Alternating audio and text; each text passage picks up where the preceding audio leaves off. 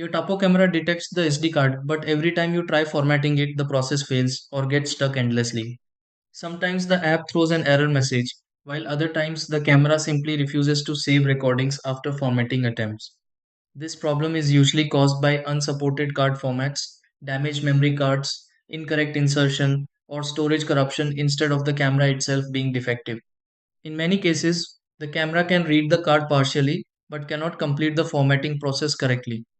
Before replacing the camera or giving up on local storage completely, these are the steps you can try to fix this and get the SD card working properly again. 1. Turn off the Tapo camera before removing the SD card. 2. Reinsert the memory card carefully until it locks into place. 3. Make sure the SD card size and type are supported by the camera. 4. Format the card on a computer, first using the recommended file system.